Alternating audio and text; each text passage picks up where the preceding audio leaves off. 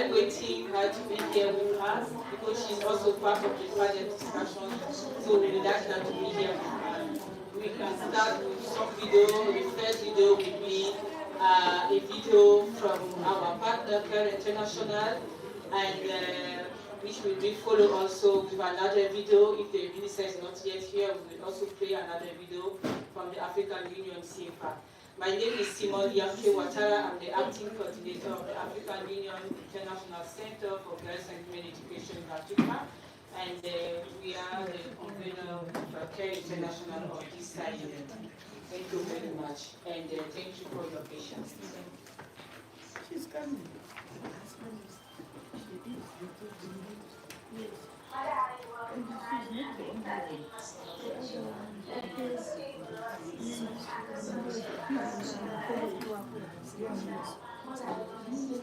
We do also have an interpretation, French and English interpretation.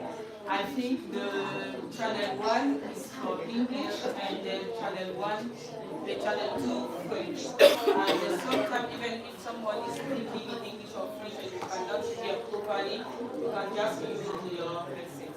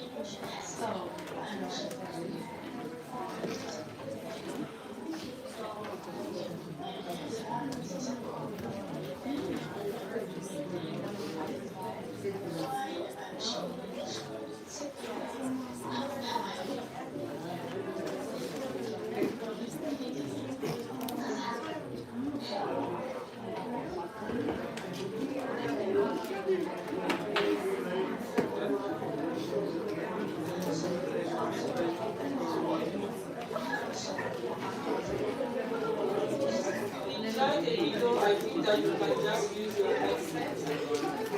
It's a very powerful video.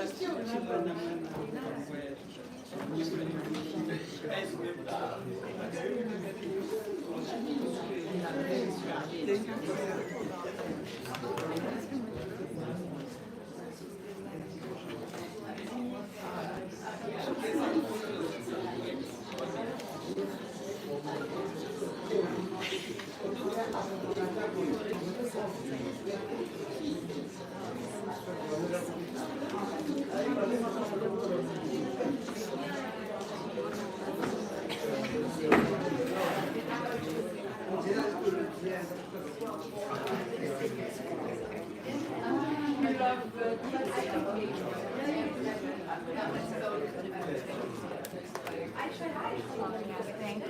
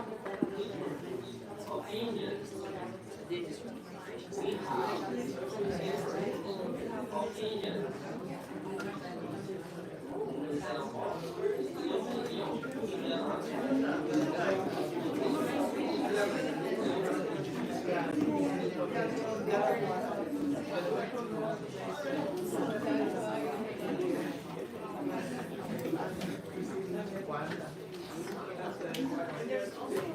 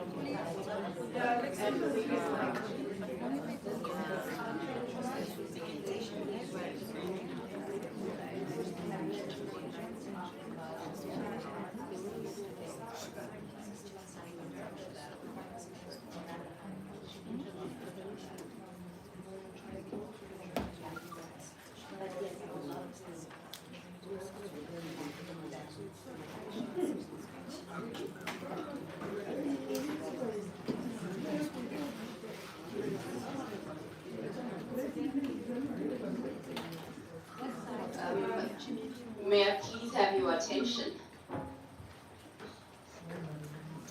Thank you very much.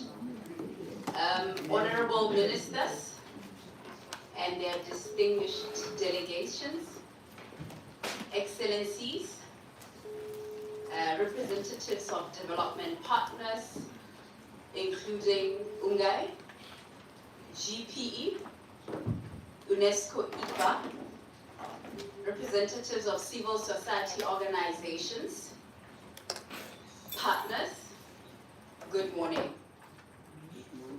My name is Lorato Mudongo, and I'm from the African Union CIEFFA, and I'll be today's program director. I'd like to welcome all of you to the side event co-hosted by African Union CIEFFA in partnership with Care International, supported by UNESCO IFFA, GPE, UNGEI, and Athena Network. And we are convened here under the theme, Africa Educates Her, Accelerating Girls and Women's Education Through Inclusive and Gender-Responsive Policies and Funding. Ladies and gentlemen, it goes without saying that investing and prioritizing girls' education is a key tool in ensuring development. And before we start our program, I think I'd like to call Acting Coordinator of the African Union CIEFFA, Ms. Simone Wadara Yanke, who will come on behalf of the African Union Commissioner of Education, Science, Technology and Innovation, Honorable Professor Beloshini, so that she can come and deliver the speech on his behalf. Mayor Yanke, I welcome you. Thank you very much, Lorato. Honorable ministers from African Union member states and experts present in this meeting, Chair Pascal, Senior Director of Education and Adolescent Empowerment and Care, representative of development partners, UNESCO, UNGEI, GP, and all partners in this room, representative of CSOs, who advocate and champion for girls and women's education, colleague of the African Union Commission and AU organs on protocol observed. Good morning to you all. On behalf of His Excellency Professor Mohamed bin Osseed, Commissioner of the African Union Department of Education, Science, Technology and Innovation, I would like to welcome you all to this joint side event co-organized by African Union Center for Girls and Women Education in Africa, CIEFFA, and Care International with the support of UNESCO IFFA, the Global Partnership for Education, UNGEI, GPE and GPE. This tripartite event is held under the theme Africa Educator, Accelerating Girls and Women Education through Inclusive and Gender-Responsive Policy and Funding, which is in alignment with the priority of the 67th session of the United Nations Commission on the Status of Women. It is well worth noting that our Department of ESDI is concentrated on the promotion and upholding of the work of the African Union in the area of education and science, technology and innovation development. This work is entrenched in Africa 2063 Goal 2 of Aspiration 1, which speaks to well-educated citizens and skills revolution, underpinned by science, technology and innovation, and developing African human and social capital through an education and skills evolution emphasizing science and technology. We all know that education is a powerful impact tool for achieving gender equality and women empowerment. Access to the internet, digital spaces, and technological devices have become key to the empowerment of girls and women, including the access to education, which was pronounced during the COVID-19 pandemic, when students were out of school due to lockdown. In a quest to accelerate girls and women education, recover learning losses, and guarantee learning continuity, there is a need to develop effective and transformative multi-sectoral responses that not only ensure educational continuity, but also ensure that the most marginalized, including girls with disabilities, those in fragile and conflict-affected contexts, remote and rural communities, and those in the poorest continent fulfill their right to education. The African Union CIEFFA has a specialized and technical office under the AU CESDI department, support member states to adopt affirmative action and policies to accelerate girls and women's education through Africa Educator campaign. The campaign was launched on 11 September 2020 as a rallying call to our member state and education stakeholders to take action that safeguards girls and young women's right to education and ensure our girls continue learning and return to school during and after the COVID-19 pandemic. Ladies and gentlemen, the implementation of Africa Educator has conducted to the Dakar Declaration adopted during the meeting of experts from AU Ministry of Education held in Dakar, Senegal in June 2022. The declaration is a strong call to action to AU member states to prioritize legislative and policy reform to guarantee reintegration and continued learning for all children, particularly for all girls and adolescents in and out of school. The call to action also stresses the necessity for all stakeholders to promote and integrate digital literacy for learners and teachers as a learning recovery strategy for digital transformation and access to education. Achieving progress for girls and women education is dependent on many factors, including strengthening partnership, as we see in the collaboration and joint organizing of this event. If we synergistically formulate and implement relevant strategies, then we will achieve this ambitious goal for accelerating girls and women's education. I wish you all successful deliberation, continued collaboration, and joint effort. I thank you. Merci. Shukran.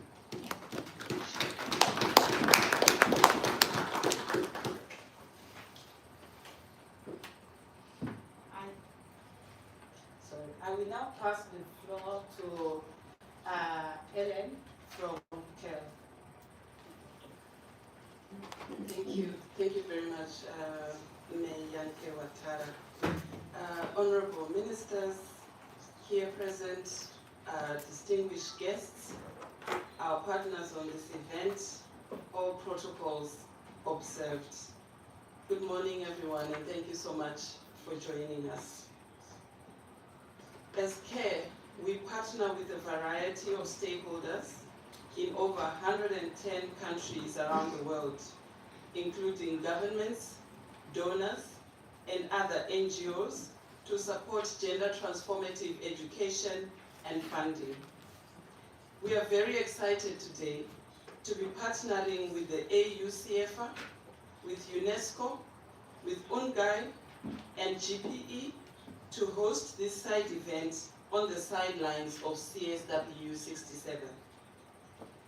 This event has brought together policymakers, experts, donors, youth advocates, and civil society organizations in order to discuss best practices, challenges, and recommendations for providing holistic gender transformative education for the most marginalized.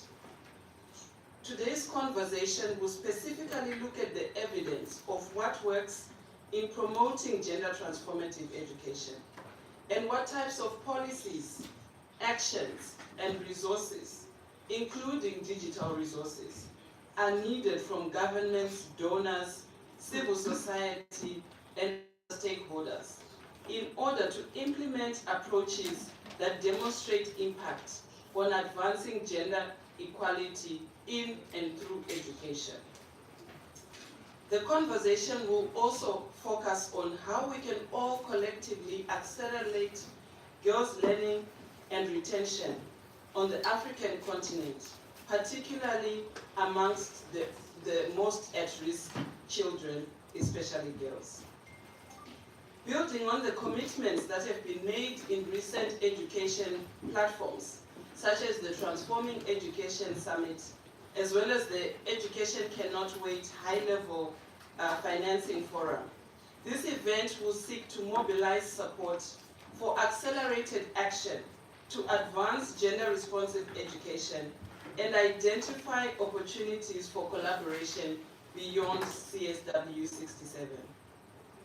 This event also seeks to create linkages to the African Union Africa Educator campaign, as well as the thematic focus on education in 2024, and other key moments that are upcoming, including Women Deliver and Generation Equality Forum. We are very excited that participants and speakers will include representatives from both AU and UN member states, donors, civil society, youth networks, education experts, and other stakeholders working on issues related to gender equality and education. And therefore, the event aims to create space for us all to share our experiences and lessons learned on what works to promote gender transformative education. The event will also build awareness and support for AU's thematic focus on education. And lastly, how can we leverage opportunities for collaboration on joint advocacy for gender transformative education beyond CSW? What can you expect from the session? Shortly, we will have a context-setting session which will help to frame our conversation. This will be followed by a moderated panel discussion in which we will hear from different speakers on their experiences around today's theme.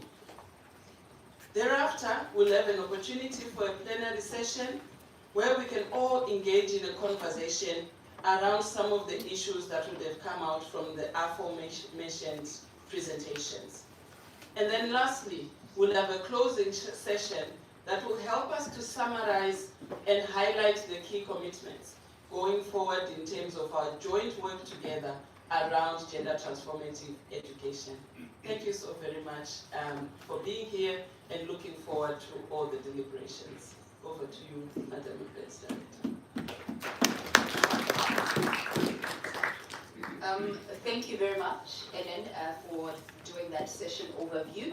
And many thanks to you, Madame Simon, for welcoming us and also reminding us that achieving progress for girls and women's education needs targeted cross-cutting strategies, including strengthened collaborations, as is reflected by this meeting that is co-joined by key stakeholders in girls and women's education.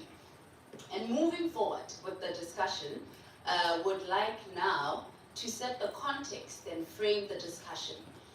When we are talking gender transformative policies, gender responsive policies, what exactly are we talking about?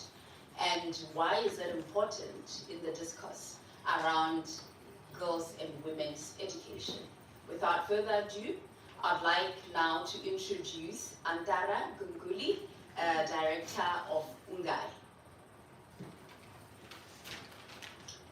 Thank you so much. Thank you so much for inviting us. Thank you, CIEFFA, one of our oldest and closest partners. Thank you, CARE, GPE, Obama Foundation, UNESCO, and other colleagues. Honorable ministers, representatives from African Union, and my dear friends, I am very honored to be part of this important discussion. We have come a long way on helping children get into school and go to school and graduate from school, especially girls. But we still have a very long way to go to ensure that all girls in Africa have their right to quality education fulfilled. Even when we look at the simple indicator of gender parity, which we all know is not the end point, but the starting point of reaching gender equality, much work remains to be done. Of all the regions in the world, Sub-Saharan Africa still has the highest rates of education exclusion, not counting emergency contexts. Across the region, 9 million girls between the ages of 6 and 11 will never have the chance to go to school, compared to 6 million boys in that same age group, according to UIS. In at least 20 countries, mostly in Sub-Saharan Africa, hardly any poor rural girls complete secondary school.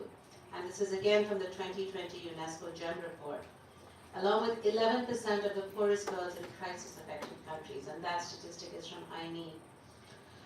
When global researchers suggest that gender parity in education has been achieved, as has increasingly become the headline on a lot of global stages, we thus know that this is not the case in Africa. But we also need to look beyond gender parity. We're talking today about gender transformative education. And we need to ensure that once girls access school, they can learn in a safe environment, that they and their brothers and male peers are learning to question harmful gender norms, and that they're all being empowered to contribute to gender equality in their communities and countries. UNGEI conducted a rapid gender assessment in Mali with the local education group there, along with GPE.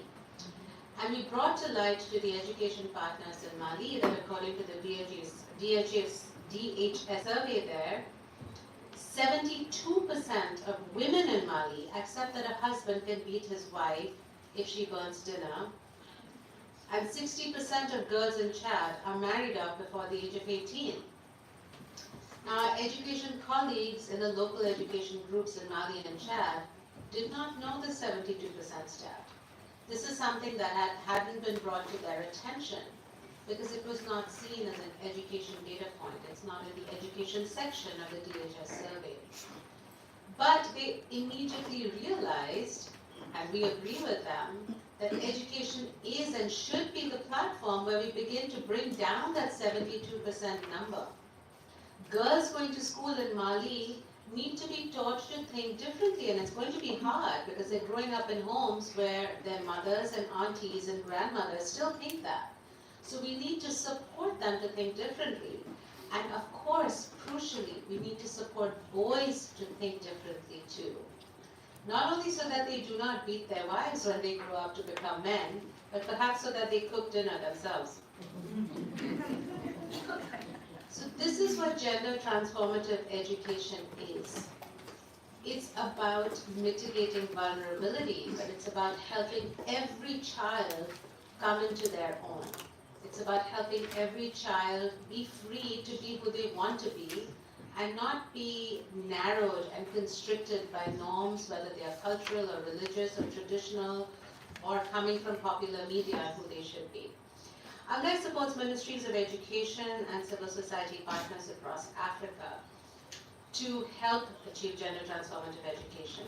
Gender at the Center Initiative, which is our flagship program, is in 8 countries in West and Central Africa, and there we help ministries of education develop concrete strategies, partly by bringing to light data like the one I shared. We work with supporting women leadership in schools and in ministries. I think you all know the statistic that although globally 90% of teachers are women, less than 10% of leadership in teacher unions are women. So we still very much have the largest government-funded workforce in most countries being populated by women and led by men. GCI supported 531 Ministry of Education officials to grow their capacity. And in 2022, we also worked with 7,000 community members to help them question gender norms and raise questions on gender equality in schools. These strategies can only be sustainable when there's true commitment and leadership, and here I think African countries stand out. 14 African countries, as well as 2 donor countries, and CEOs from 20 international organizations, including my colleagues sitting here, signed the Freetown Manifesto in 2022, which is the first of its kind, high-level commitment to advancing gender equality in and through education. So moving beyond gender parity and really looking at education as a system by which we can all achieve not just SDG 4, but SDG 5. In partnership with GPE, we encourage all countries in Africa and elsewhere to endorse this manifesto and join us in our journey. I am, and I know we all are grateful for the progress we have achieved together, and I think some of us here are the result of that progress. And I'm hopeful for our continued joint efforts to ensure that all children in Africa can achieve their full potential. I'm happy to renew UNGEI's commitment to partner with all of you in our common fight to end gender discrimination and to reboot education as a true change maker for a more just and equal world. Thank you.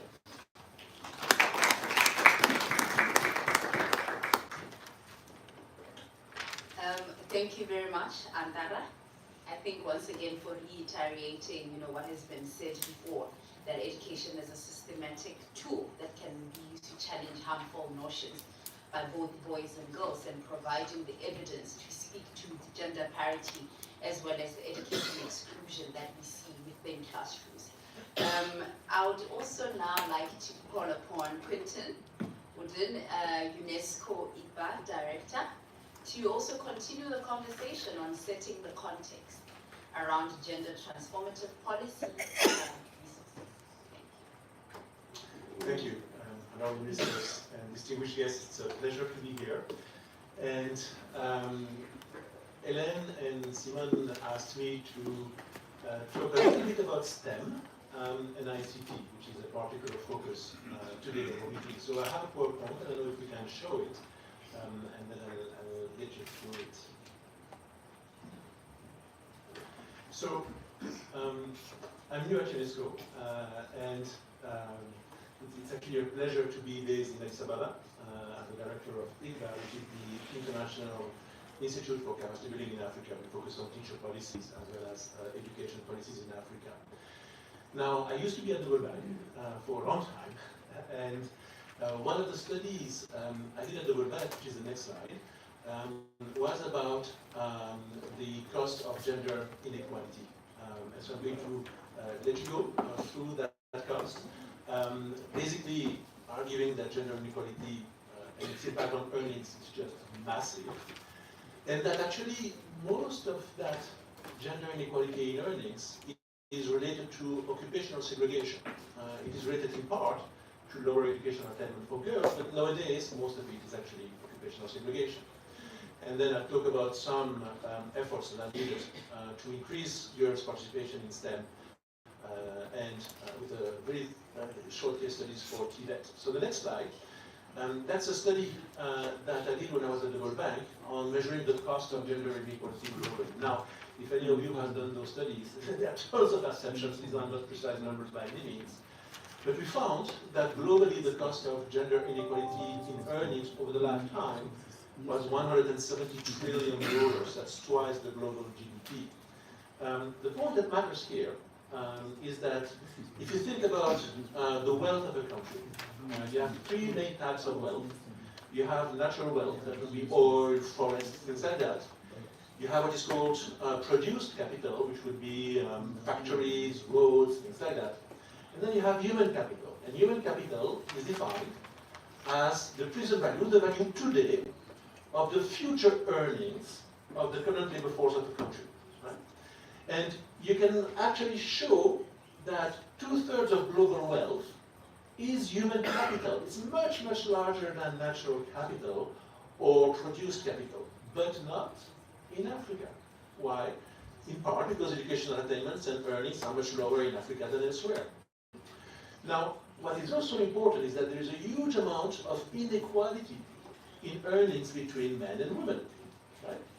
And typically, if you take a random country, you will find that women earn about 2/3 of what men earn over their lifetime.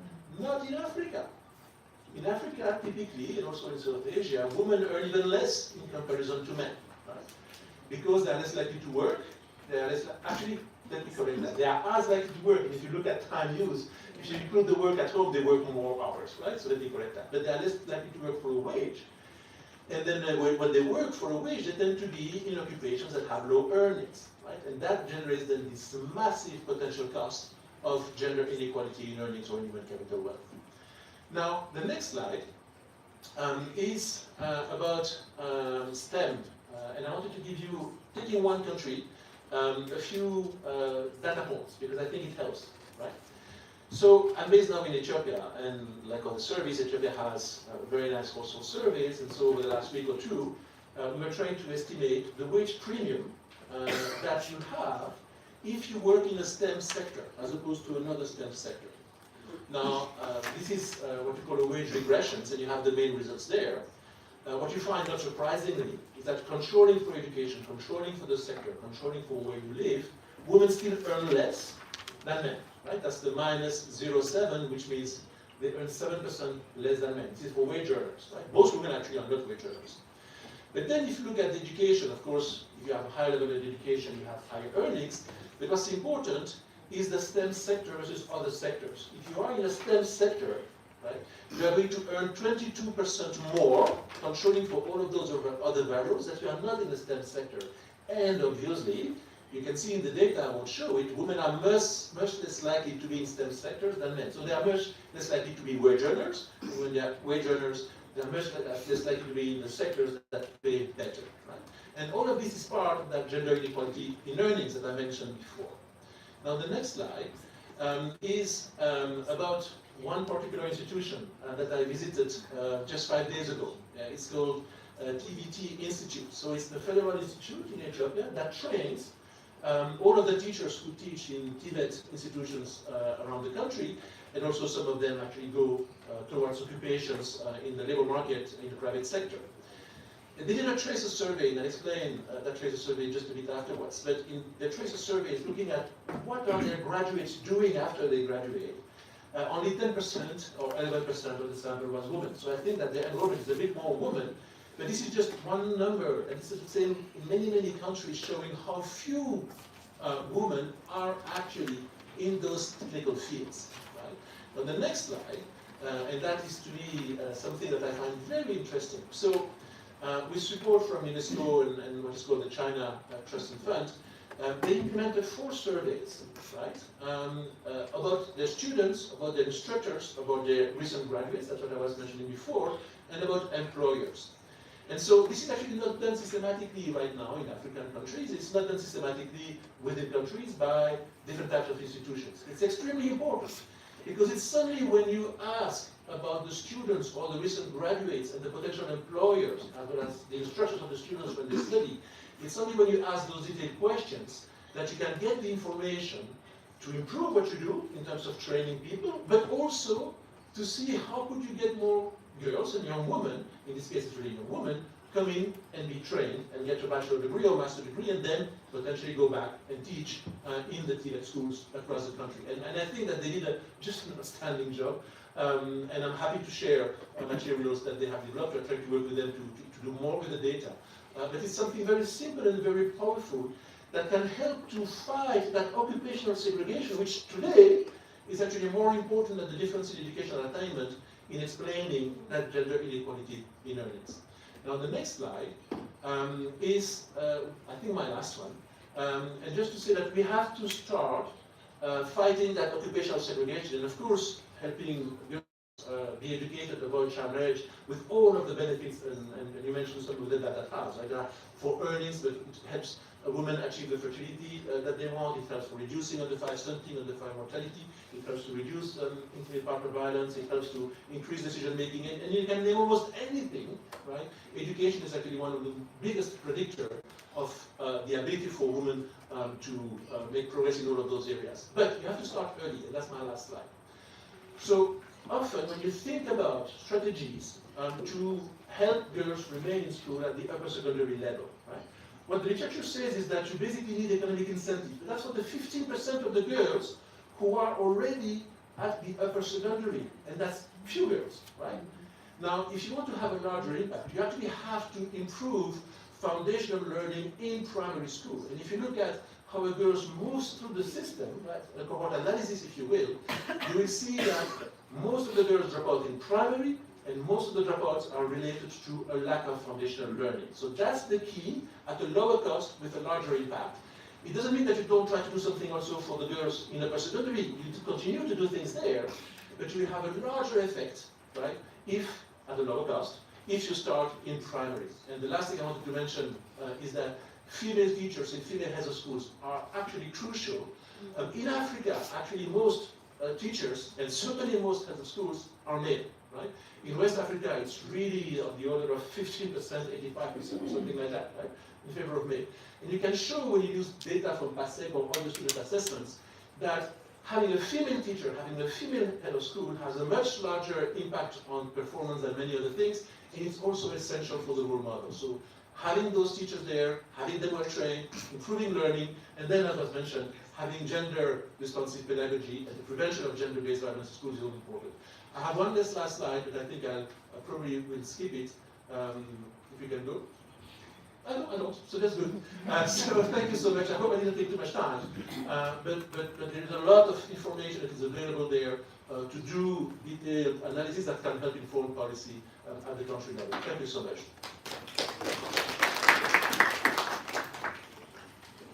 Thank you very much, Quentin. I think the crux of your presentation really was showing us or visibilizing, crystallizing the cost of gender inequality, in particular zoning into human capital wealth. And, you know, bulleting in, to keep it short and sweet, that start early. Take girls to school, keep them in school, but start early, which ties in with what Antara earlier said, that 9 million girls between the ages of 6 and 11 will never get a chance to go to school, so that's where we need to start. Thank you very much, Quentin. We're going to move to the second phase of our event, which will be the panel discussion. And I would like to introduce the moderator of that session, Rachel Hagen, who's the Senior Director for Education and Adolescent Empowerment at CARE International. Rachel, it's your time to do the Bible. All right, let's do it right here. Okay, we have a wonderful panel here today that we're going to hear from individually. And so I'm going to introduce our panelists. We have first the Honorable Dr. Sathine Biso Gilly Gladys Nioni, the Minister of Women Affairs, Community, Small and Medium Enterprise Development from the Government of Zimbabwe.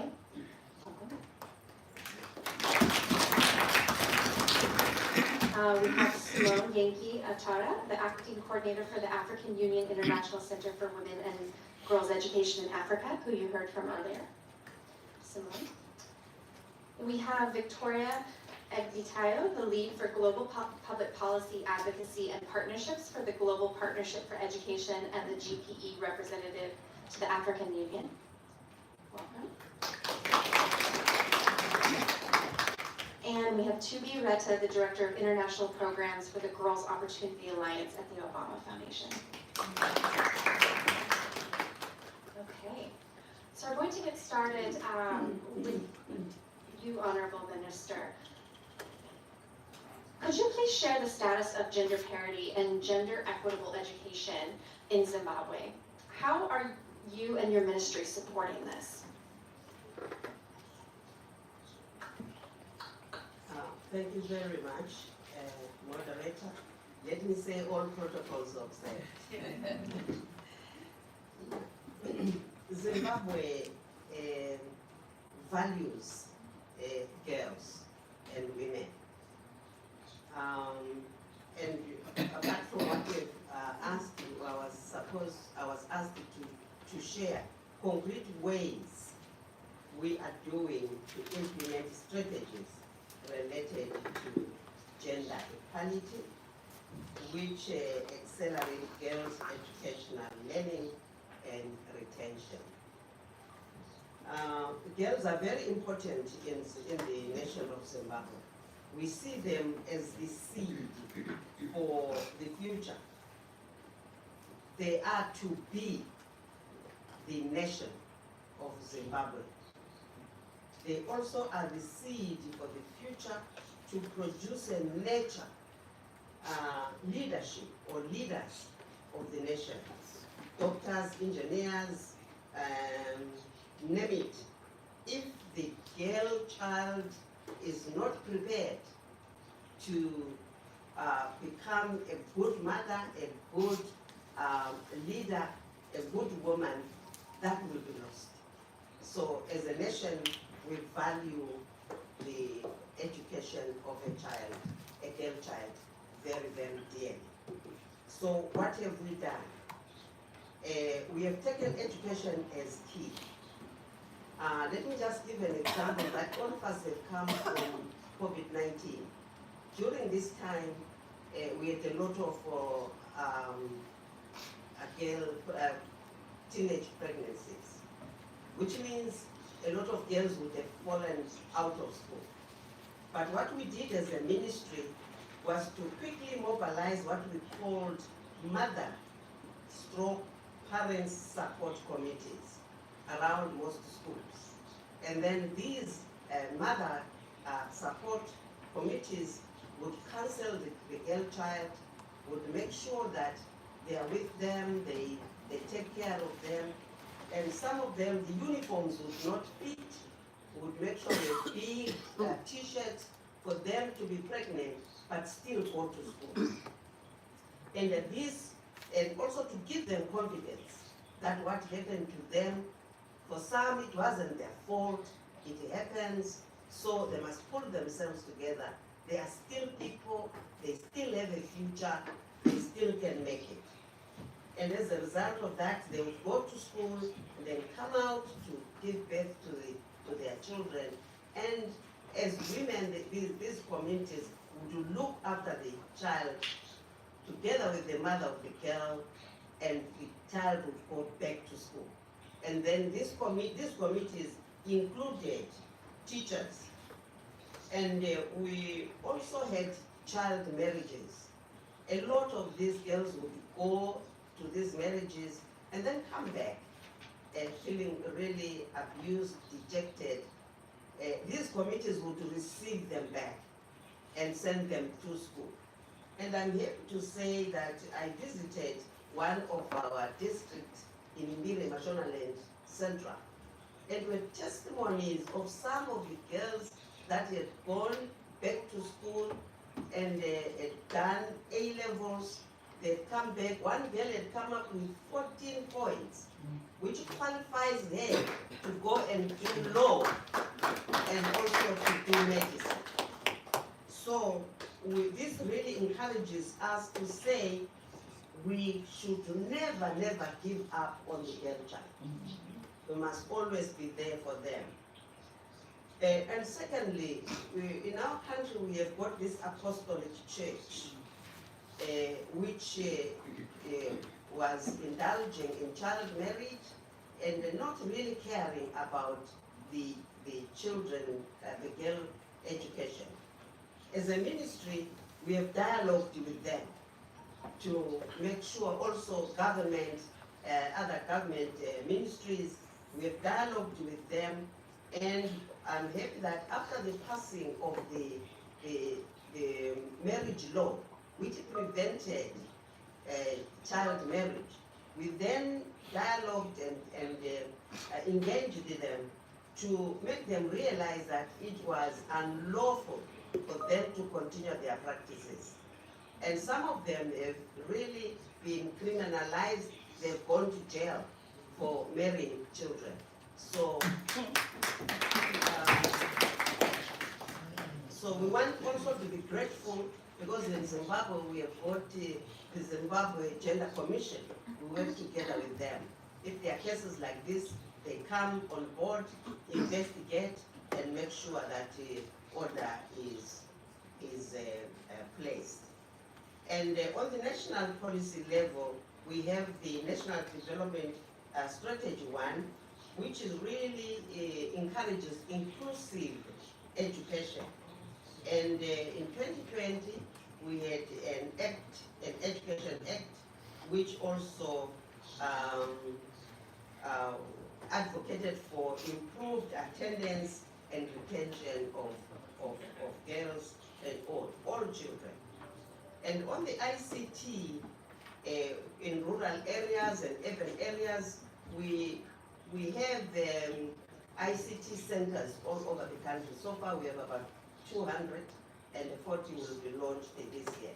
And we encourage girls even after school to go and use these ICTs. Let me also try and maybe pick up back on what my brother who brought the case from Ethiopia said. In Zimbabwe, we have a different scenario. 2021 and 2022, the World Bank and also Zimstat, our research institution in Zimbabwe, government research institution, and also the Reserve Bank of Zimbabwe, they did a study on the SMEs and their role in the economy. And most of you would be aware that the informal sector in Africa, or the SMEs, the majority are women. So they come up with the statistics that the SMEs in Zimbabwe have created 4.8 million full-time jobs. And most of the people that are acting at this level are women. They also have created jobs for themselves, but the disadvantage is that they don't have decent workplace. So as a ministry, we are working very hard together with the UN women to provide decent workspace. We also have the Education 5.0, which advocates that we need to make sure that all students who go to university, especially if they have the science subjects, they come up with products that they can implement or that they can ground in order to start their business work, to start their own businesses. This has worked very, very well. On the partnerships, we partner with the UN on the UN Women on the Safe Markets, and also we have partnered with CARE International, especially on a program called Zimbabwe Reconstruction Fund. CARE is part of our team that implements in terms of the education of children.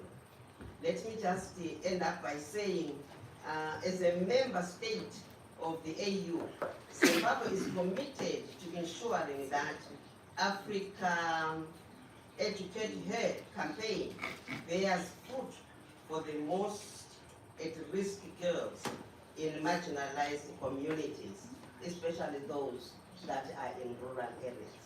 But let us not lose sight of the good work that the women have done. A lot of women have really achieved much despite the challenges. And I would like to encourage us to look into that, and I want to say congratulations to the African women folk, especially those in the rural areas. They've done a sterling job for themselves and for Africa as a whole. Thank you.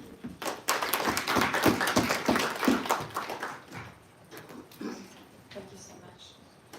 I have a follow-up question for you, recognizing though that you are a minister with the Ministry of Gender and not Education, but I would love your opinion. One of the challenges that we've seen is that we've agreed to a global target of spending 20% of the national budget on education. And in many countries we're not there. I believe in Zimbabwe it's around 12%. What do you think are some of the biggest challenges that remain in meeting this commitment? And how can partner organizations like ourselves support you?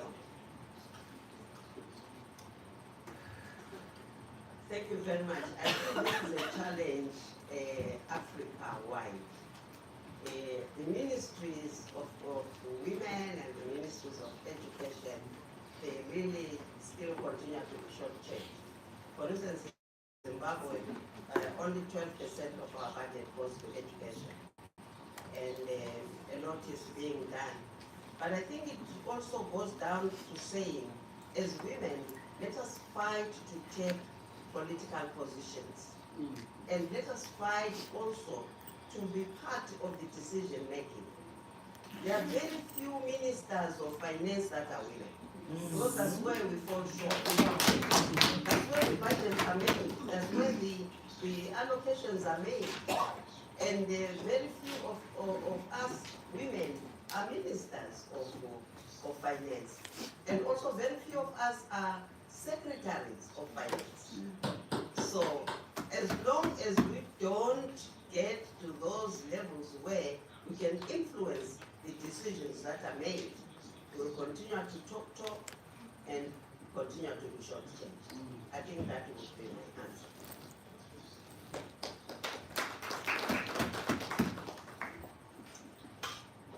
Thank you so much. We agree, of course. Okay, Simone.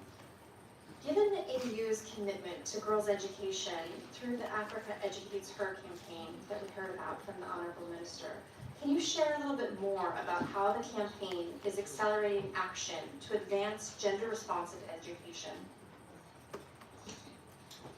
Thank you very much. I think that we have French interpretation. I will be speaking now in French, so that at least those who speak French can also join the language. So please use your headset. But before responding to your question, Rachel, I would like really to quote you, Madam Minister of Zimbabwe, saying that we must always be there for our girl child. Thank you very much.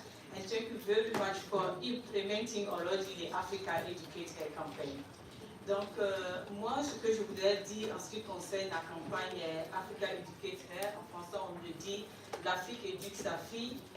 Au préalable, il faudrait poser le contexte, il faut donner le contexte et l'historique de cette campagne. Comment est-ce que cette campagne en fait est née? Il faut dire qu'au préalable, on a vu qu'au plus fort de la COVID-19, je pense qu'il y a eu jusqu'à 53 pays africains qui ont fermé leur école en raison de la COVID-19. Et selon les statistiques, peut-être même que ça a augmenté d'ici là. On nous dit qu'il y a presque près de 250 millions d'élèves dans les écoles primaires et secondaires voilà, qui ne partaient plus à l'école. Et au moins, il y avait 130 millions de ces élèves qui étaient des filles. Et donc, avec cette fermeture des classes, certains apprenants ont été effectivement plus affectés que d'autres. Et ceux qui ont été plus affectés, c'est qui? Ce sont les filles qui ont été beaucoup plus affectées. Et quand on regarde un peu l'impact de cette fermeture des classes, qu'est-ce qui s'est passé? Et Madame la ministre vient de le dire, c'est le nombre qui a augmenté, le nombre qui a explosé de grossesse de jeunes filles qui a explosé. Parce qu'on se rend compte qu'elles ne sont plus à l'école et donc livrées à elles-mêmes. Et on se rend compte que l'école est en fait un environnement de protection pour les filles. Et en plus des grossesses précoces, il y a eu beaucoup de mariages d'enfants, parce que les filles n'allaient plus à l'école, donc elles ont été mariées. Et il y a eu beaucoup de pratiques néfastes qui se sont augmentées. Et là, j'en passe parce que les impacts sont nombreux. Et les statistiques ont montré environ qu'il y a eu 28 000 filles, 28 millions de filles qui sont tombées enceintes au cours de la première année de la pandémie.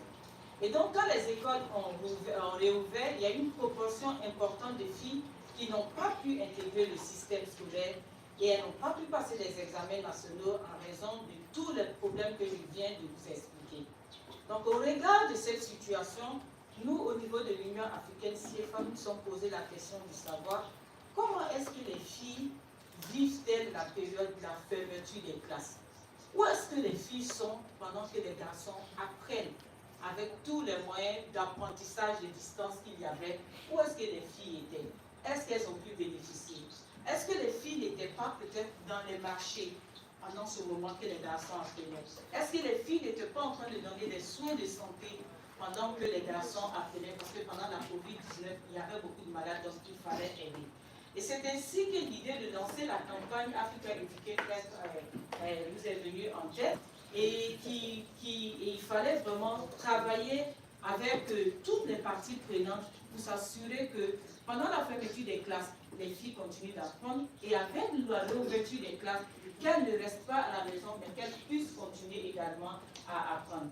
Et donc la campagne a été lancée en septembre 2020 avec des objectifs suivants. Le premier objectif, c'était de sensibiliser toutes les parties prenantes sur l'urgence de maintenir les filles à l'école pendant la Covid et après la Covid, c'est-à-dire pendant la fermeture des classes et pendant la réouverture des classes, et d'examiner également les différents impacts qu'elles ont pu subir.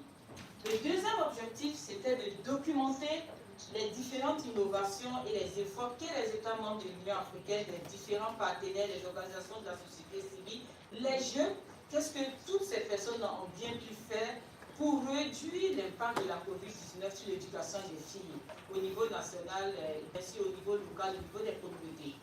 Le troisième objectif de la campagne, c'était d'amplifier la voix des filles à travers leur propre expérience sur les différentes méthodes d'apprentissage qui étaient mises à disposition de tout le monde. Est-ce que les filles elles-mêmes pensent qu'elles ont pu bénéficier de ces différentes méthodes d'apprentissage? Et le quatrième objectif, c'était de faciliter le partage des meilleures pratiques et les initiatives en tant que réponse de l'éducation des filles à la COVID-19 qui a été menée par les différents États membres. Mais il faut dire que quand on a fini de réfléchir à ça, on a voulu que la campagne Africa Educate soit un processus inclusif. Et pour que cette campagne-là soit inclusive, ce que nous avons fait, avant le lancement de la campagne, il y a eu des consultations, bien sûr, avec les États membres. Il faut dire qu'au début de ces consultations, on a constaté que les États n'avaient vraiment pas trop de stratégies pour adresser l'impact de la COVID sur l'éducation des filles et des femmes. On voyait qu'il y avait des stratégies d'inclusion, il y avait des stratégies de maintien, mais au niveau très, très générique, mais qui ne ciblaient pas vraiment la fille qui restait en fait à la maison. Donc, on a fait ce travail avec les États membres, on les a concertés. La deuxième chose qu'on a fait pour rendre le processus inclusif, c'est qu'on a voulu identifier des domaines prioritaires de la campagne. Et ces domaines prioritaires, on a travaillé avec la jeunesse africaine. Pourquoi la jeunesse? Parce que si vous constatez maintenant, les jeunes font bouger les choses à travers les réseaux sociaux. Donc, on les a utilisés vraiment à fond pour pouvoir nous aider un peu sur le terrain pour voir comment est-ce que la COVID impacte en fait les filles. Donc nous avons vraiment utilisé la jeunesse africaine et pour pouvoir amplifier la voix des filles.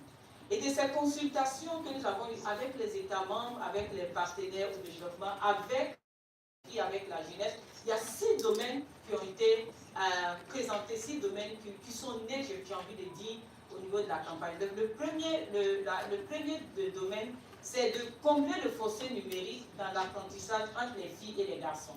Parce que toutes les filles n'avaient pas l'opportunité d'avoir accès au digital pour pouvoir apprendre. Le deuxième domaine, c'était de lutter contre les mariages d'enfants et les grossesses précoces. Le troisième domaine, c'était de lutter contre la violence sexuelle et sexiste. Le quatrième domaine, c'était de lutter contre le travail des enfants, y compris le partage inégal des tâches ménagères et la charge des soins. Et Antara l'a mentionné tout à l'heure, les tâches ménagères. Et le quatrième domaine, c'était de lutter contre la diminution des programmes d'alimentation scolaire qui affectent la nutrition et la santé des apprenants. Parce que vous êtes sans ignorer que pour ceux qui ont les cantines scolaires dans le pays, vous savez comment les cantines scolaires sont très importantes pour les filles. Généralement, quand on a des cantines scolaires, les filles sont là, ça les maintient à l'école parce qu'elles ont quelque chose à se mettre sous la dent pour manger. Mais quand les écoles sont fermées, les cantines scolaires ferment également et justement, ça impacte sur la continuité de l'apprentissage. Et le cinquième domaine, c'était de plaidoyer pour plus de services de soutien psychosocial. Et donc, voilà un peu comment nous avons travaillé, Rachel, pour lancer en fait cette campagne. Donc, si le temps nous le permet, je pourrais dire un peu comment est-ce que nous avons travaillé avec les différentes parties prenantes pour la mise en œuvre de la campagne. Merci.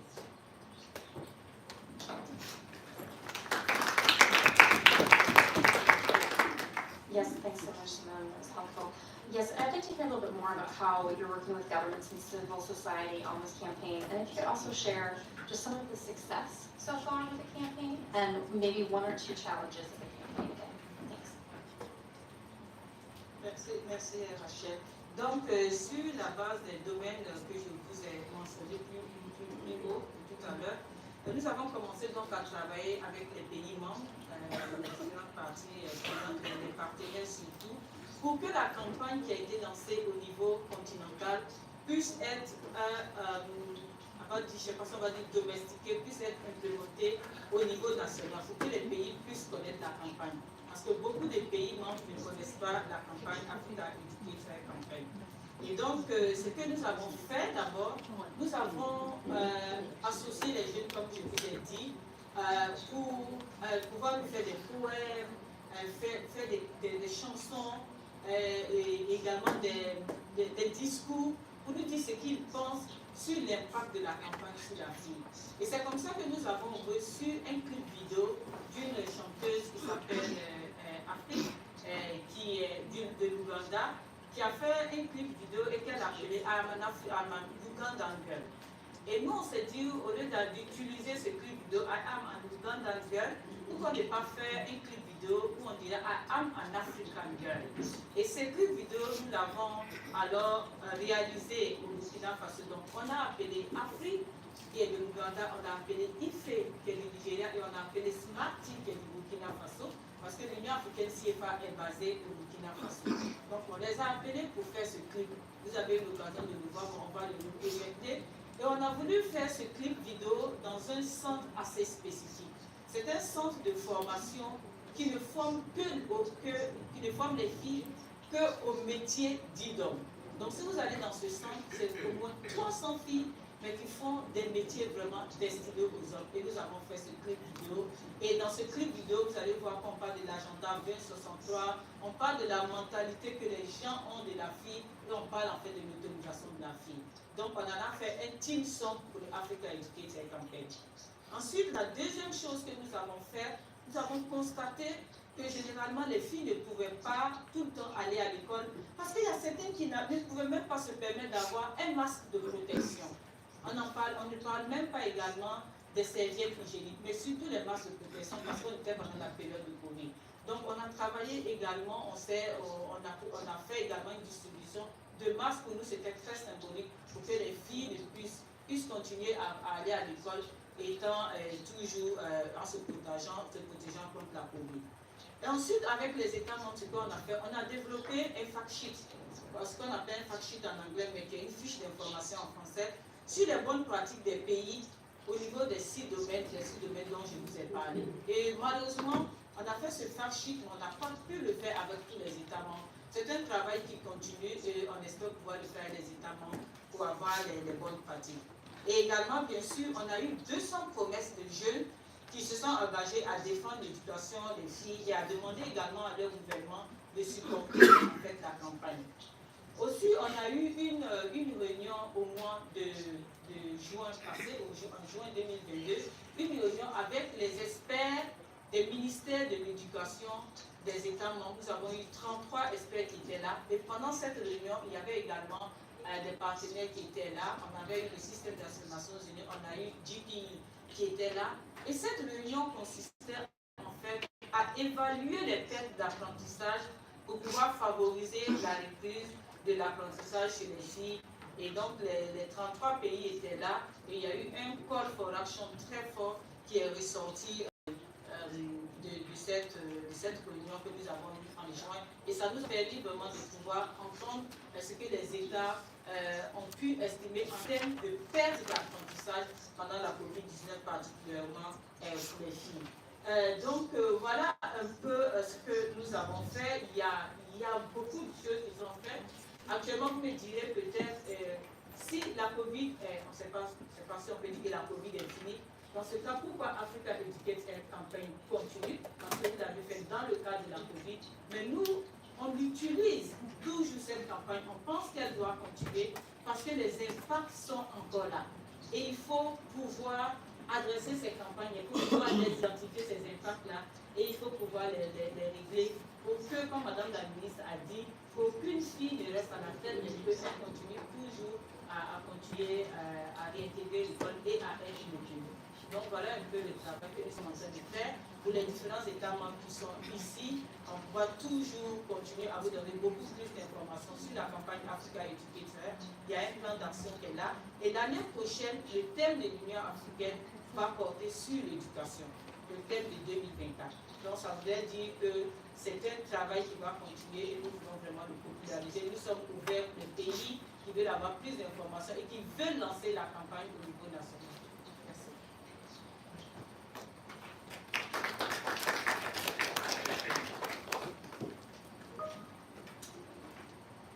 Thank you so much. It's helpful to learn more about the campaign and the impact that it's having. And we'll work to partner with you on that as CARE. You mentioned the role of youth and girls themselves being advocates for education. And actually, I think this is a good time. We've had one of our other panelists was able to join us. Alua Abagan, the executive director of the Athena Network, the Athena Network is based in Nigeria but works across several different African countries. Welcome. And I would like to bring you into this conversation because I think you bring a great perspective on the youth perspective. So I'd like to ask, you are obviously leading a wide network of organizations and activists committed to gender equality from the African continent and beyond. And you're also a member of the Global Feminist Coalition for the Gender Transformative Education, hosted by UNGEI, which conducted an interesting consultative process a few months ago where grassroots organizations and youth advocates shared their own insights on the current situation of gender parity in schools. And I think that we all need to be listening to what their insights are and how we can respond to those. So could you please share some of the insights from that study? And in particular, what's needed for gender responsive education? And how can youth advocates help? Good morning, everyone. I hope everyone can hear me. Thank you very much for the opportunity to share. Just to introduce myself again, my name is Olaoluwa Abagu. I'm based in Nigeria, but Athena Network works across Southern and Eastern Africa to amplify the voices of young women and girls and advance gender equality in the global HIV response. It has been an absolute honor to be part of the Global Feminist Coalition for Gender Transformative Education, which is hosted by our lovely friends at the UN Girls Education Initiative, UNGEI. And the consultations that we held were really eye-opening, and several contributions in that consultation actually validated a lot of what the previous speakers have been sharing. I've been nodding my head along the way. And one thing that came out very clearly from the 26 young activists that we spoke to across Cameroon, Senegal, Sierra Leone, Nigeria, and Niger is that gender parity in the classroom, in the schools, is not enough. That gender parity, which is looking at the equal number of enrollments or the equal number of access to education by children and young learners, despite their gender, is not enough to paint the full picture of what goes on within our education systems. And so a lot of activists within the coalition have really clamored for an education space where people feel safe, where people feel like they are not exposed to sexual or gender-based violence, they are not exposed to acquiring HIV, because we do know that young women and adolescent girls are most susceptible to acquiring HIV. Thousands of them acquire HIV every week. In fact, in Western and Central Africa, we have 800 new infections every week. And so gender parity, looking at the numbers, doesn't paint the full picture of what is happening within the four walls of our education system. Another thing that is really critical is access to sexual and reproductive health, comprehensive sexual and reproductive health education, CSE. And this is something that a lot of governments have overlooked in terms of budgeting, for services, in terms of budgeting for facilities that promote sanitation and hygiene within education systems. And this is something that young people have clamored for in the consultations we had and in the course of convening the coalition over the past few months. Another thing that young people have clamored for is strategic partnership. And what do I mean by strategic partnership? A partnership that is not limiting, a partnership that balances the power relations between governments, our honorable ministers, funders, donors, in the scheme of things, a partnership that is truly inclusive and ensures that the voices of adolescent girls, young learners, and young leaders working at the intersection of gender equality and education, it really values their voices and their perspectives in creating solutions.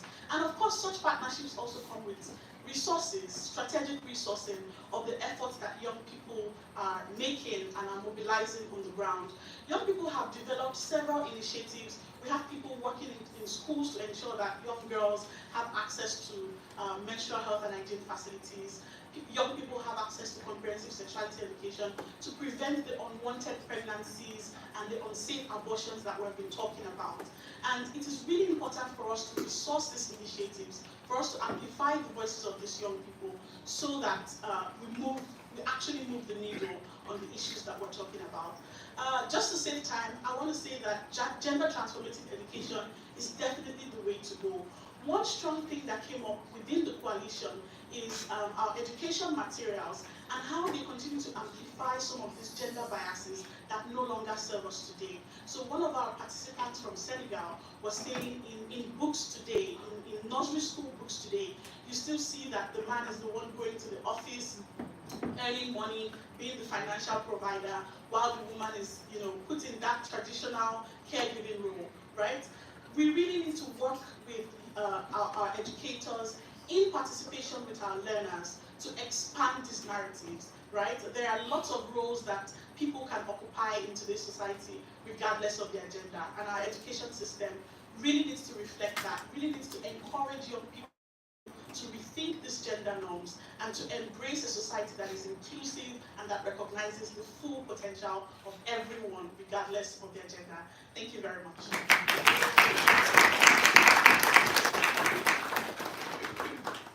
Thank you so much.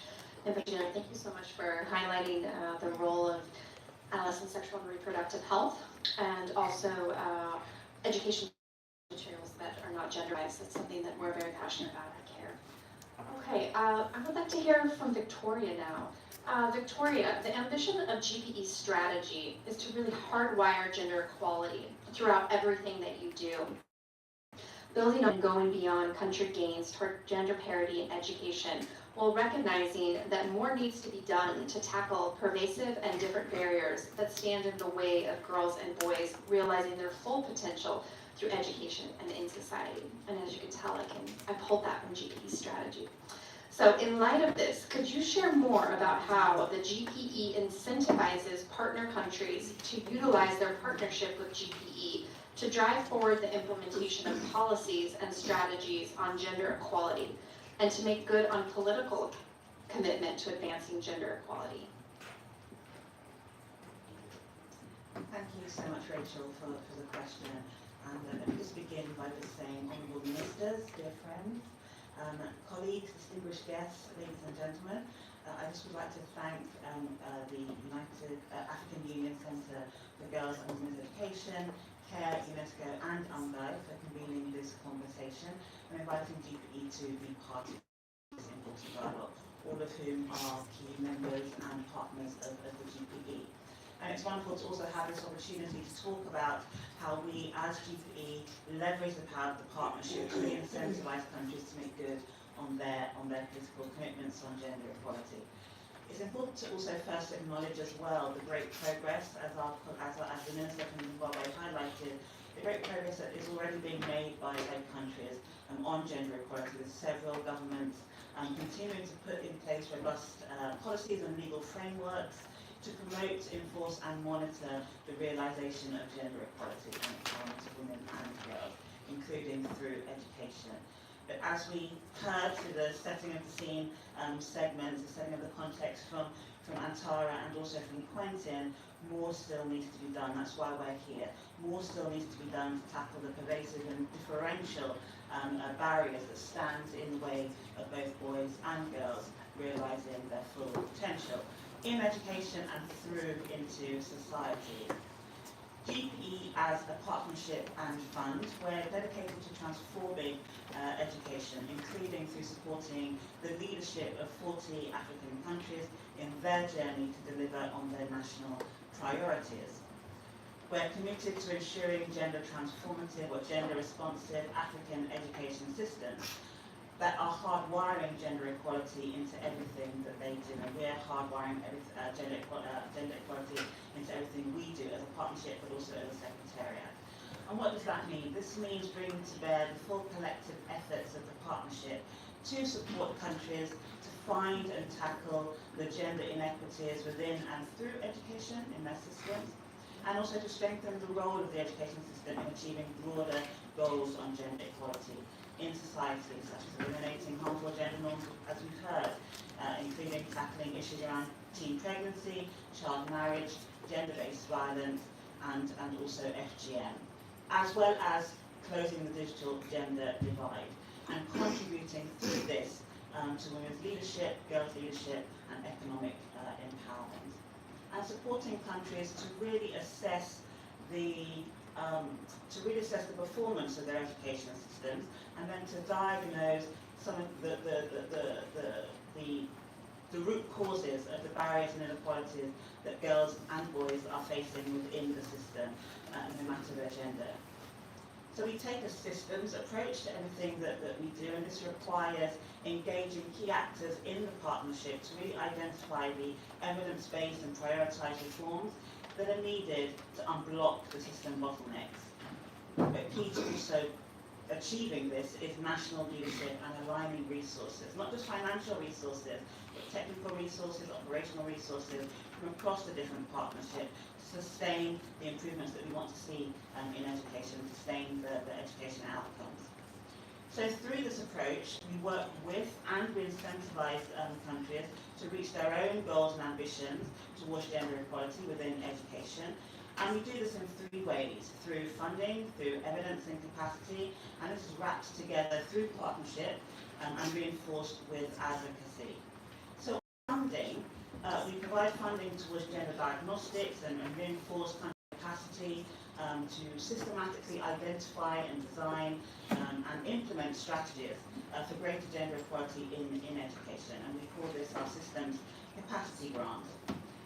We also work with governments and local education groups. A local education group is a sort of umbrella term of a government-led group that's multi-stakeholder at the country level that comes together in the development of the ESP education sector plan, but also the programs associated with its implementation.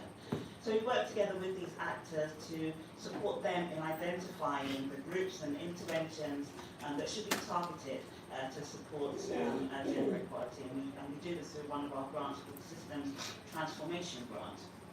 But we've also created a specific financing mechanism that's really focused and targeted on girls' education, and this is called the Girls' Education Accelerator.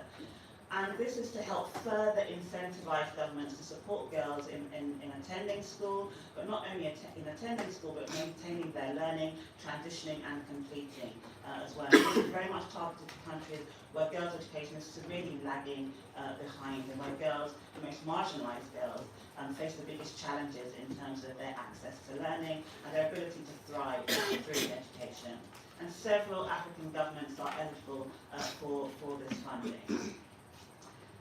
As part of sort of unlocking this additional funding, which is up to 250 million, we do require governments to really commit to ambitious actions on gender equality and investing in girls' education. But in addition to incentives and promoting incentives for this forward movement, we're also focused on trying to remove disincentives as well and build that shared momentum by supporting country-level partnership compacts. And these are developed by the local education group under the leadership of governments themselves. And these compacts help to identify how different stakeholders at the country level can align their interests, can align their resources, can align their capabilities, and behind priority reforms that have the potential to really unlock the progress that we want to see in the education system and unlock that transformation on gender equality. And these efforts towards incentivization, these efforts towards removing disincentives are complemented by our work with different partners on sharing evidence and best practice, including through our knowledge and innovation exchange, which we're proud to say we're partnering with the African Union and many other partners in the room and many countries in the room on this, which is about encouraging the generation and use of evidence and the uptake of evidence in the policy and practice at country level. And through promoting the focus on evidence and evidence building and evidence uptake, we've also been taking a stronger look at school-related gender-based violence and really supporting 4 countries on these efforts, including Ethiopia, Zambia, Togo and Cote d'Ivoire.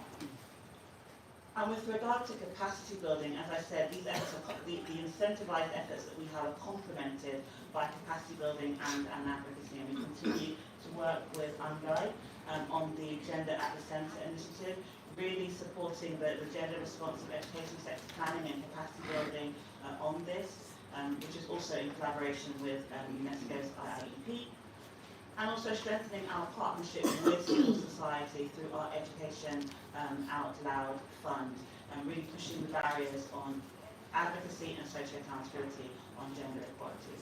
But beyond our programming on advocacy and social accountability, we also work very closely with partners at the regional and also at the global level to really galvanise political support to really advance gender responsive education.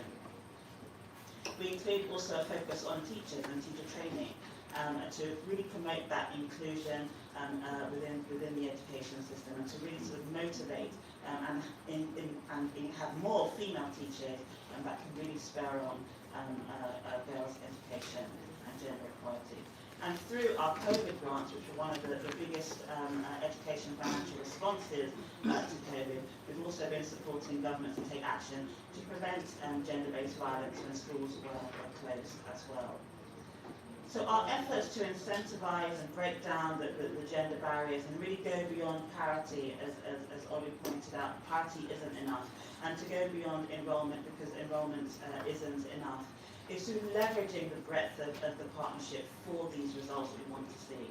And just allow me to give you a few examples of how the collective partnership has been working with countries to really push the boundaries and generate these results that we want to see.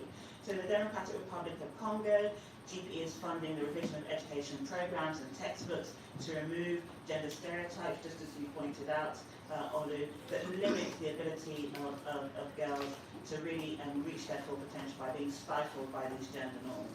In Togo, GPE has supported the government's efforts to raise awareness about gender-based violence with parents, communities and students. And in that context, I'm working with governments to require teachers to actually sign a code of conduct. And in Ethiopia, we're also empowering girls through menstrual health management programs, fighting to dispel taboos and stigma that girls receive with regard to their menstrual health, and that keep them also out of school. And this also means working with girls, but also with teachers and boys. So as GPE, we believe that the incentives that we put in place within our model, within our strategy, within our work with governments and partners, and the complementary actions that provide that surround sound, combine to help translate and combine to combine to potentially translate political commitments into reformed reality on the ground through prioritised reforms, evidence-based policies and aligned resources, as well as adaptive learning to promote gender transformative education that we're all seeking to achieve here today.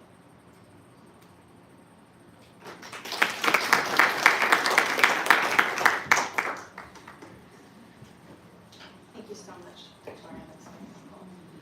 Okay, for the last discussion of our panel, before we open it up, we're going to hear from Tubi from the Girls' Opportunity Alliance at the Obama Foundation. Tubi, last year the Girls' Opportunity Alliance launched the Get Her There campaign here in New York to advance gender equality and the empowerment of adolescent girls around the world.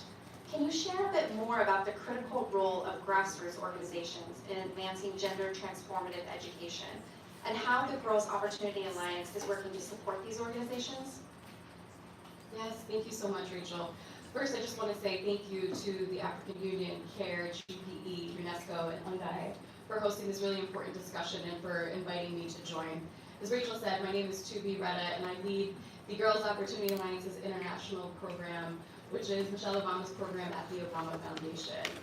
As Rachel said, in October, we launched a new campaign called Get Her There, which is a global call to action to rally the world to invest in the grassroots organizations and leaders around the world that are supporting girls and transforming their lives.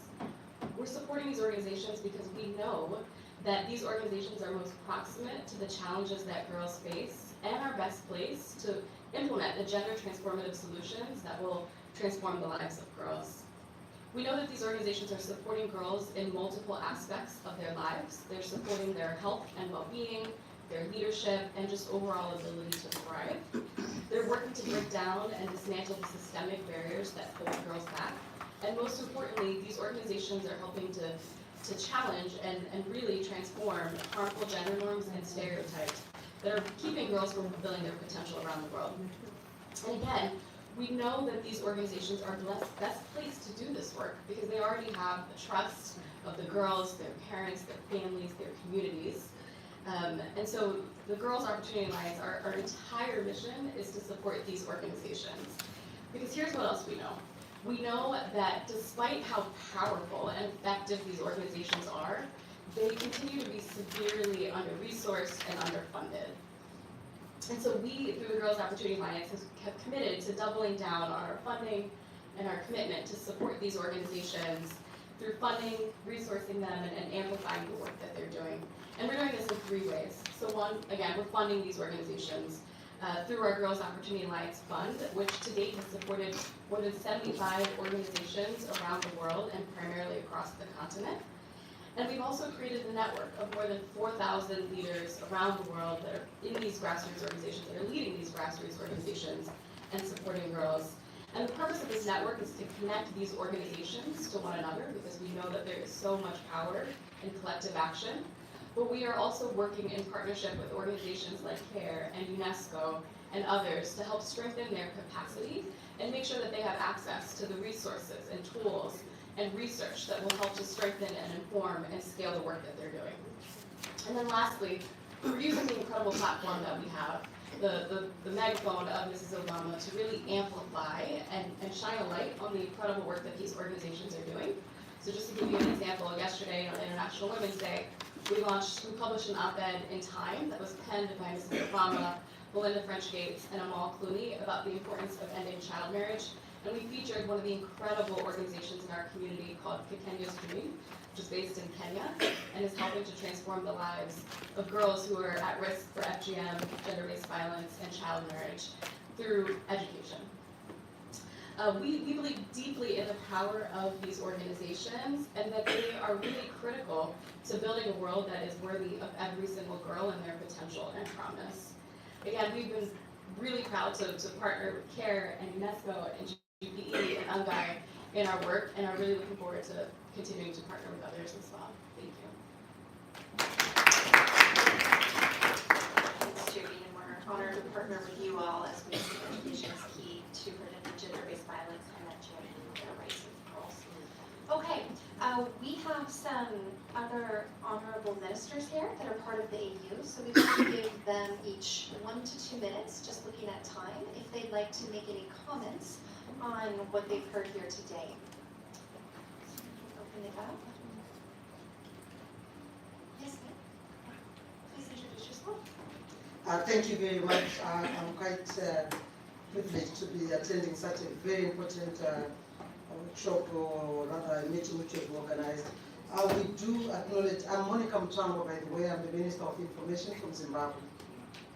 And I must say I've attended CSW for more than 10 times. And the issues which we were talking about here, they've been said again and again. I really feel it is important to acknowledge the great progress which many African countries have actually achieved, but it is also important as you work at the African Union International Center for Girls and Women Education in Africa, to maybe include as part of your stakeholders the Ministers of Finance and Ministers of Education. Put them in a room so that at least they can understand the importance of actually putting resources. Most of the time, we've seen robust and framework and policies, government coming up with all kinds of strategies, and of course the partners doing a lot of work to make sure that girls do go back to school. But certainly where we are missing the whole thing is we do not have enough resources to see sustainability. So I really seriously think earlier on my minister from Zimbabwe mentioned the fact that there are very few ministers of finance, and I think this is where everything is failing. We really need to put money where our mouth is.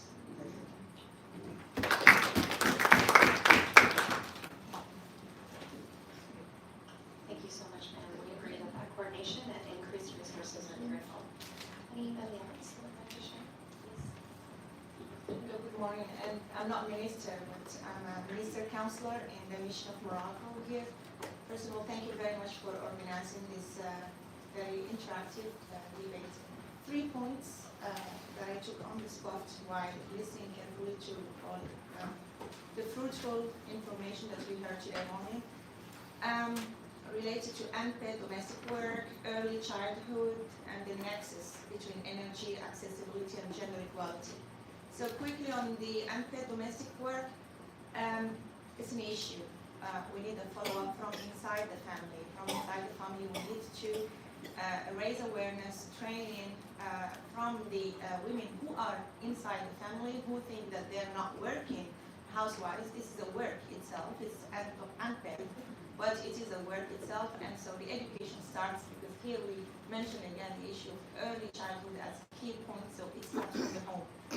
So this kind of continuing training or accessibility for the women at home is very important. Second issue, it's related with the primary school, la petite enfance. And then there is the issue of the digital gap when it comes to education.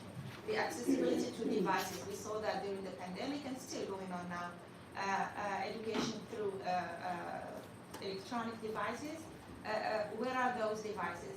There are a lot of course, partnership to send devices. We saw UNICEF during the pandemic giving that. We saw a lot of NGOs. We saw Microsoft, etc., business enterprises. But then, where is the follow-up regarding to, as I call it, energy/electricity?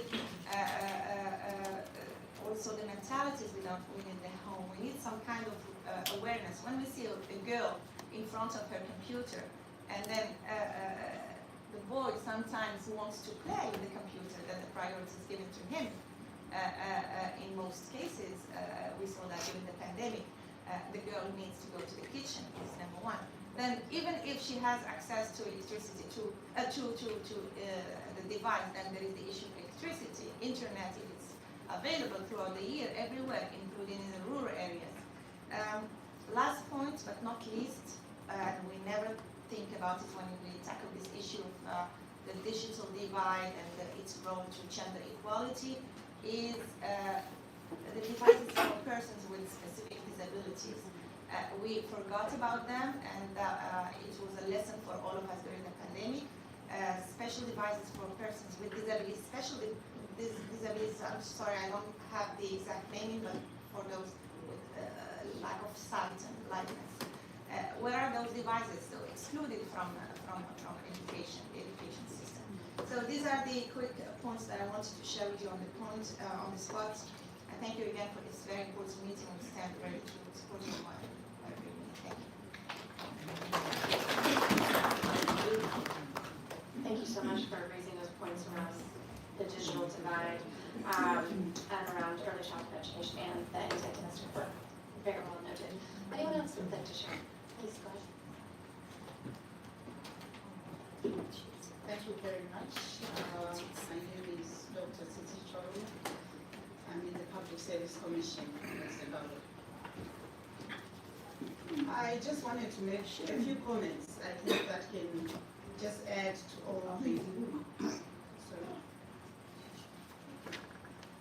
all the comments that have been made today.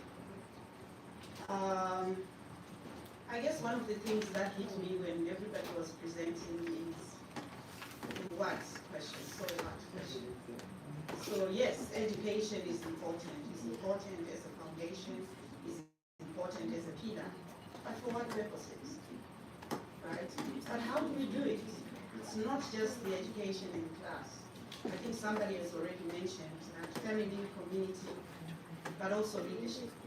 I think leadership is a key component for girls to succeed. And where is that leadership? I think we all spoke about teachers. Do teachers have the leadership that is required? Right? And so I guess for me, if leadership is weak, we also find weak empowerment where the girls are. So I'm hoping that as we continue to push for this, we're pushing not only for education for the sake of education, we're pushing for education for livelihoods, education for employment, but also education for employability, which the minister has already said that we have seen women getting into small and medium enterprises because they had access. I just want to point to another issue that came up, which was work for jobs that has less earnings. So the participation of girls in STEM education, very important. But from where I'm sitting, I can see that the pipeline gets weaker as we get to the highest level.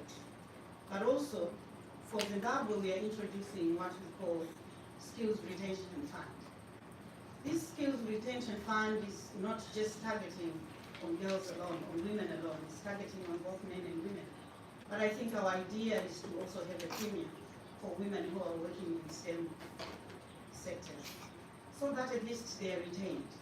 Because I think one of you, I think it was Simone, who asked the question, where are the girls? Where are the women? It's not like we're starting now. The push for accelerated education for women has been there for years. And the product of that is what we're looking for. And part of this product is sitting right here in this room. I think most of us are part of that product of accelerated education.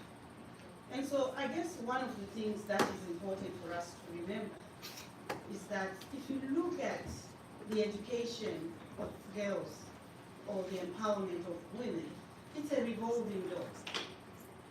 Some of them drop off, some of them continue, but some of them continue to influence in order for the will to keep moving. Right? And one example I want to give is that in a global world, there is migration of women. How do we input the issue of migration into girls' education? Because for migration to happen, we are saying, yes, there is free movement of people, and there is choice. Where a woman would want to work, where a woman would want to live across the world. I don't have to remain in my country because I have that choice. But what does that do? It also depletes the skills that we are supposed to have in our own country. So I think we also need to start talking about the strategies for enhancing the depletion, for reducing the depletion. So we continue to have something in the pipeline so that we don't feel like we don't see the women, because the women are not being counted where we need them to be counted. They are being counted elsewhere. Are they counted in wherever they are? If they are in New York, are we counting our girls in New York? Maybe not. But these are girls we have educated where we started from. And I guess one of the questions that I also want to raise in this meeting, where we have spoken about the fact that when we are educating a girl child, success is directly linked to whether our pedagogy is gendered. Is there a difference? I think this is the biggest question we want to answer. For a girl child to be taught or to be under the custody of a male teacher or a woman teacher? I don't know, but I think these are questions we need to ask. But from where I'm sitting, I think custodianship is not for every teacher. Custodianship is taught. But how do we teach leadership and, breaking down of old norms in order for our girl child to break the barriers? Because you can look at every woman and think that every woman represents another woman. But that's not the fact. I think research has told us. So is gender pedagogy an issue or not an issue? We want to make it an issue so that we keep pushing the envelope.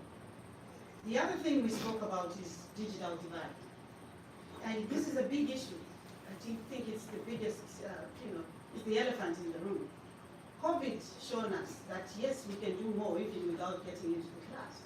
But we have so many of our girl child and our children in general who were disadvantaged because they were in the hard to reach areas. And I want to speak here about the last mile in infrastructure development. What does that do to the girl child? Because these are real issues. The fourth industrial revolution is with us, but our girl child is not participating in this. So I want to encourage us to say that this campaign is not an event. COVID or no COVID, accelerated education for the girl child is needed. And I don't think we need to negotiate it. It's something that we need to push for. But the how is what we're still grappling with. We've done a lot. We need to do more. But for us to be visible in our efforts, we definitely need a product. And some of the products are right here. But we need to acknowledge that product. And how do we continue to see the product in the pipeline? Thank you.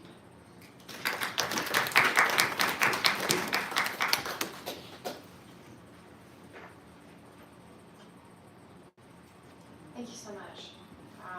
I know we've seen a lot of research on the impact of leadership and keeping girls in school, and that's what CARE is very well known for. And we would argue that we can't keep girls in school without that leadership, both for girls and for educators. So thanks for bringing that up. And also around the changing of social and gender norms, we would also agree with you that without changing those social and gender norms, we won't be able to keep girls in school. And thank you also for bringing up the point around the digital divide. Technology does have a big role to play, but we want to make sure that it's not leaving anyone behind. Thank you. Anyone else? Quickly, we have about 4 minutes. So Antara, maybe in 1 minute, and then we'll move to the others. Thank you very much, and thank you very much for the points you've made, and to the other representatives of African governments as well. I want to remind us that gender inequality in school is not an African issue. It is a global issue. It is not that developed countries have solved this problem. It is not that schools in America and Europe do not have gender inequality. Just 2 weeks ago, the CDC in the United States produced a report showing that showing that 1/3 of girls in the US teens experience severe depression to the point of not being able to get up and function, related to violence that we have experienced, and 15% of US teen girls have experienced rape just in 2021. So just to bring us all back to the point that gender equality is something we are all struggling for in every country. The focus of our conversation today is Africa. But I want to make sure we don't fall into a mistaken way of thinking that somehow there is a culture or there is a country in the world that has achieved gender equality for children. Sadly, there isn't.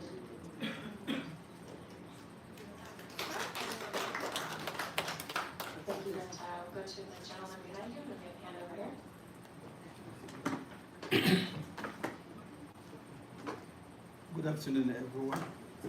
Ilyas, sorry. Good afternoon, everyone. Ilyas Omar Zubair is my name. I'm from Nigeria, though my minister is not here. But I've listened carefully to presentation of, to the panelists, some of the valuable presentation they've made so thus far. But my concern from all the presentation with regards to girl child education, particularly for us in Africa, which two issues I want to point out here, which has not been mentioned by some of the presenters, is number one, issue of drug and substance abuse among youths, particularly girls and some boys in some of the higher institutions, even on the streets. My question on this is that why are youth taking to education, to drugs and substance abuse? I want this forum to look at this issue, particularly in Africa. Another issue I want this forum to look at is the issue of insecurity. We cannot talk of a girl child education where there is no safe spaces for young girls. Take for instance in Nigeria, and some of you might be aware, and Nigeria and other West African countries bedevil with insecurity, banditry, kidnapping, and in the northeast of Nigeria, for a couple of years, for over 7 years, the region has been devastated by Boko Haram activities and other insurgency. Millions of women and children are presently in IDP camp. No education, and up till now, there is no, a permanent solution to some of these crises. And then most of these people, suffering these activities of insurgency, violent extremism, and linked with issue of drug and substance abuse. What strategy can we come up with to eliminate, this a kind of second pandemic, after COVID-19 in most African countries, particularly Nigeria? Thank you.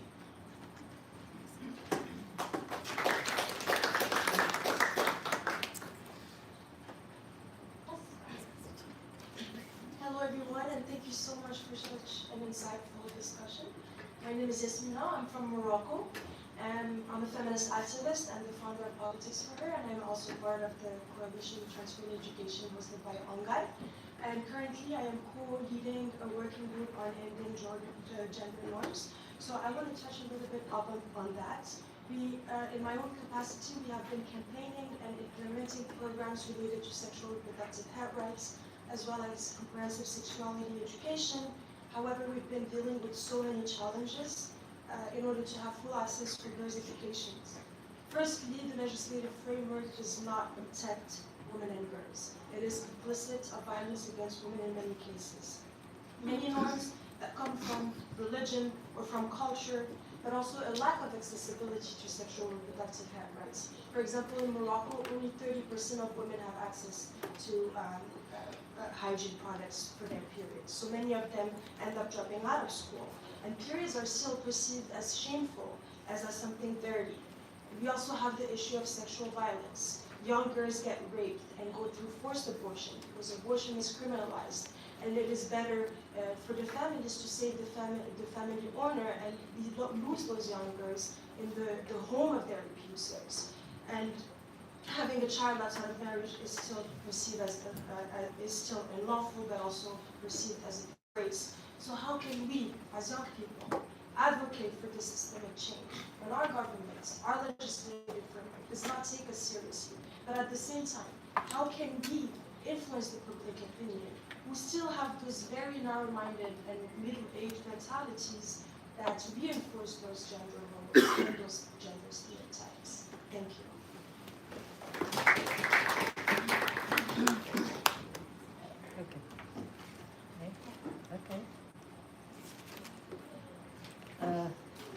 Thank you. I'm from Eritrea, National Union of Eritrean. I'm from Eritrea. I'm president of National Union of Eritrean Women in Eritrea. So I will try to share my experience.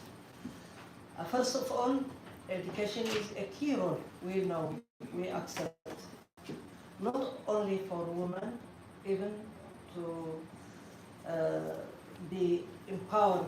Every country, education is a point. Especially for women, we have to influence the system, the government. For example, in my country, the government is committed that provide free education for all citizens. Every citizen in the country, gender, ethnic, rural, urban areas, they can participate. It is compulsory until 8th grade to go everyone to school, even in the remote area. Maybe the infrastructures are not comfortable, some of them may be in grasses, under shades. It doesn't matter. But every citizen must go to school. So, if it is free and compulsory, every citizen can join school. So we have to influence our government. The government must be committed for the equal participation of all men and women in school. So this is good example for us. And for example, in our charter, it says, promote hard work and love for knowledge, respect for law and order, independence and inventivism. This is put in the charter of the government. So everyone has a position, and women, as a woman, we are influencing the government because our history, our background, we are coming from by the struggle, and we participate in the struggle. We pay our life for two purposes: to freedom our country and for our gender equality. This has great impact in today's situation in Eritrea. Thank you. Thank you so much. I think we are going to hear from this woman last. She's had her hand up quite a while, and then we will close out. Thank you very much. My name is Mutsurayo Fatuki from Nigeria, and I work with the Education Partnership Center, and I'm also a GPE youth leader. So I just want to chip in that I see the way we try to talk about education, we cannot continue to solve education problems in silos. We need to embrace multi-sectoral collaborations, and we need to engage the private sector to fill the government's inadequacies, such as providing digital tools and training teachers to transfer these skills to girls. And that's because the government alone cannot solve education problems. So we need to embrace public-private partnerships to fill in these gaps in education. Aside also focusing on girls' enrollment at an early stage, we need to ensure they are learning as they ought to, because we've become so fixated on ensuring that girls are in school. We're not really talking about if they are actually learning what they ought to be learning in school. Also, this means we need to provide wash facilities that cater for girls' menstrual health. I noticed that I used the restroom in the UNICEF office yesterday, and I was really impressed because there was what's it called, pad in the bathroom, and I think this is a great movement. It would be nice to see them in schools as well, because statistics shows that most girls leave school whenever they are menstruating. So we need to also address these problems and partner with private sector actors to fill these gaps. As we also need to train teachers to provide adequate support for girls. And finally, if we don't ensure they have the prerequisite foundational learning skills, then it's almost impossible for us to push for them to progress into learning other composite skills like STEM-related subjects. Thank you very much. I just had to do that. Thank you. Thank you so much for this wonderful conversation. I feel like we could go on for another few hours with all of the great comments and perspectives that are in this room, but unfortunately we're past time. So thank you all to our panelists and for those that raised comments and questions. I'm going to turn it back over to Loretta. Right. Thank you very much to everyone who joined us today. Thank you for the robust discussions that was had here. The aim of this event really was to create space for dialoguing between key stakeholders in education, policymakers, member states, experts, civil society actors working at the intersections of gender and education. And these are some of the key issues that were raised throughout the session. Firstly, there's an acknowledgement that championing girls' education for Agenda 2063 for development, for better livelihoods and for employability is key. There's an acknowledgement of progress made by member states and other key stakeholders, including civil society. There's an acknowledgement that education is bulleted as a systematic tool to mitigate gender inequalities and vulnerabilities across sociocultural, economic, and political spaces. And there is an acknowledgement that education exclusion and gender parity still remains pervasive, seen through evidence that was given before us.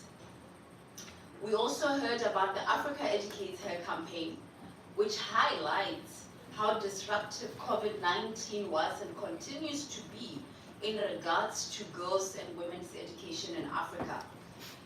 The campaign visibilized issues that shows that there has been increased cases of early marriages and early pregnancies amongst young girls and likelihood of girls not being retained in school.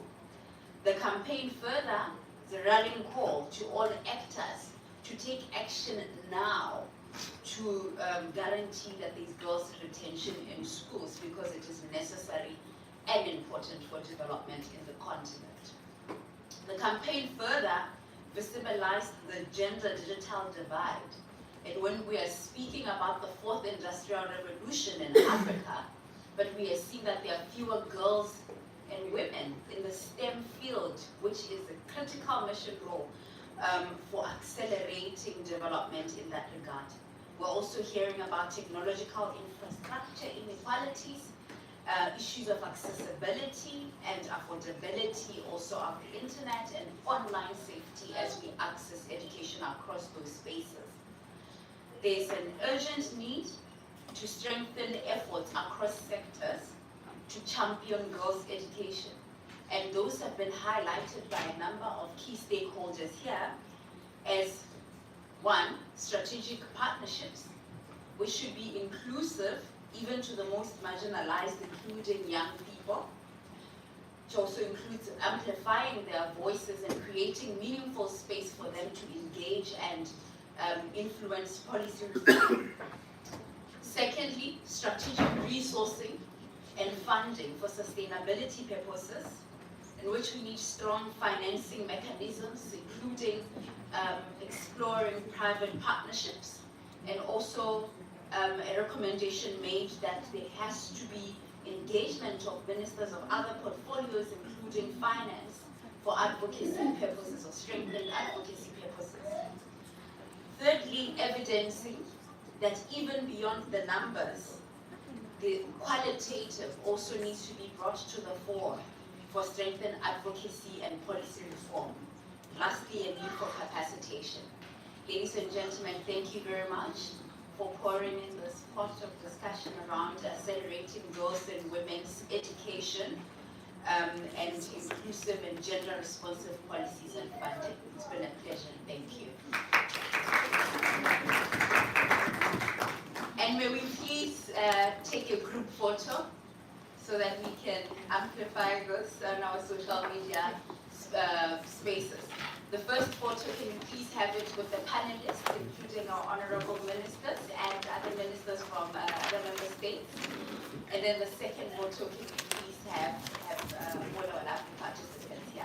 Thank you.